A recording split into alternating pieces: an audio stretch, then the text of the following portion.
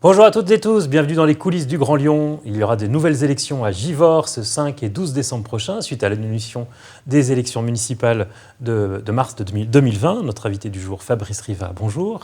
Bonjour, monsieur. Alors, vous êtes tête de liste du Rassemblement national pour ces élections.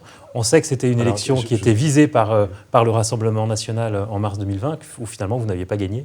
Est-ce que vous avez plus d'espoir cette fois-ci ? Alors, déjà, je tiens à reprendre vos propos, parce qu'en fait, je ne suis pas le représentant du Front National. Je représente une liste de rassemblement où j'ai rassemblé effectivement toute la droite.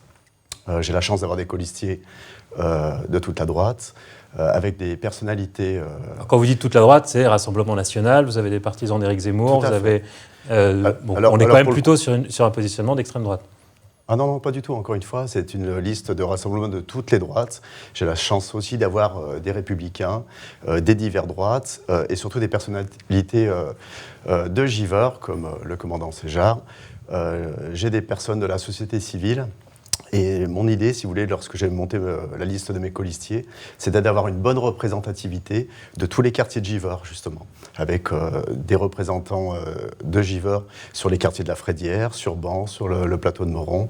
Et encore une fois, voilà, c'est une liste de rassemblement de tous les Givordains. Et l'idée, c'est d'avoir du bon sens, enfin, à Givors. Alors, ce qu'on aimerait comprendre, c'est pourquoi vous êtes tête de liste, puisque la dernière fois, c'était Antoine Méliès, qui était le responsable local du Rassemblement national. Il est sur votre liste seulement en 7e position, alors qu'il y a un an, il imaginait pouvoir gagner la ville de Givors. S'il n'y retourne pas en tête de liste et que vous avez perdu espoir ? Ah non, bien au contraire, si vous voulez, moi je suis conseiller municipal d'opposition aux côtés d'Antoine Méliès, puisqu'on siège avec Edwige Moyeli et Damien Roche au conseil municipal. Là, actuellement, élu sur une liste Rassemblement national. Auparavant, sur une liste, oui, mais je l'assume, j'ai pas de souci, si vous voulez, avec certaines idées du Front National, comme avec certaines idées des Républicains. Je suis très patriote.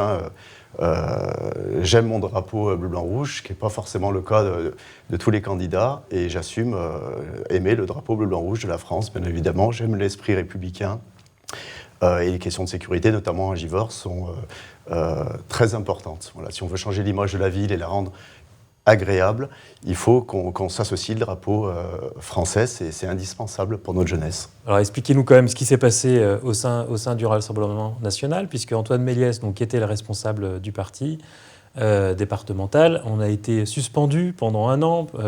Certains disent parce qu'il était trop proche de Marion Maréchal Le Pen. Aujourd'hui, il est toujours au Rassemblement national, mais on dit qu'il pourrait être dans les comités de soutien d'Éric Zemmour. Alors pour le coup, honnêtement, Antoine Méliès reste un ami, effectivement, il va siéger au conseil municipal. Là, vous me parlez de choses, il faudra lui poser directement la question. En fait, j'en ai aucune idée.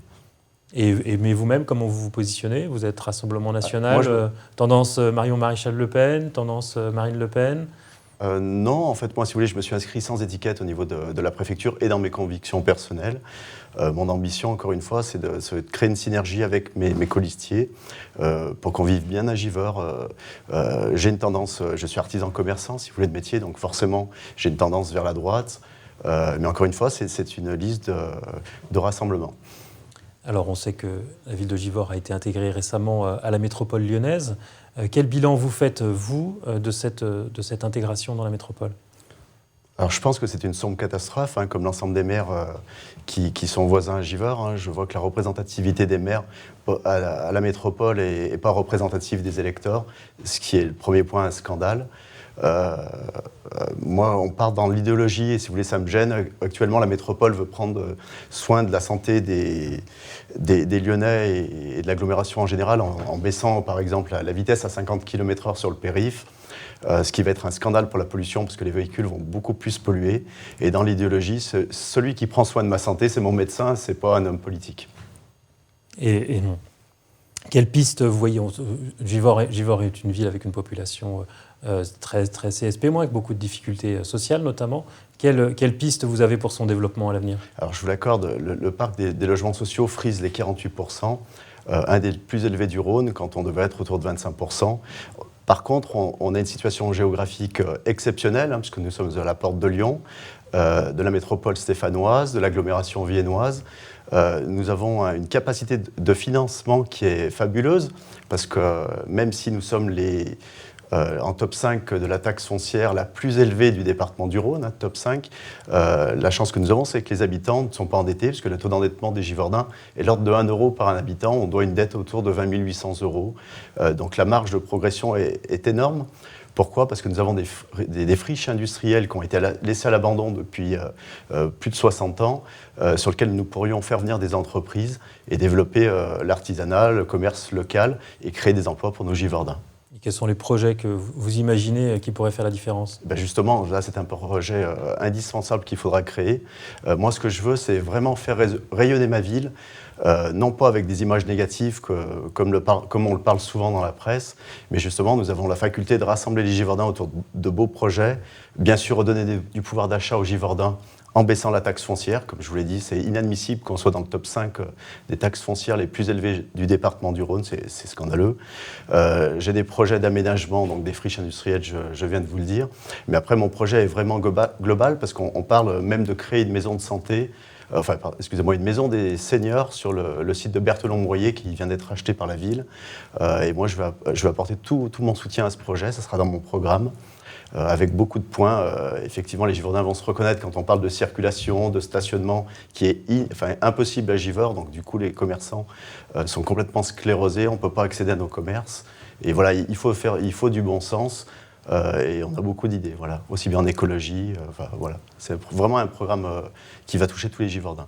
Alors, à l'issue des dernières municipales, de celles qui ont été annulées, c'est Mohamed Boudjelaba qui a créé la surprise à la tête d'une liste de rassemblement autour des écologistes.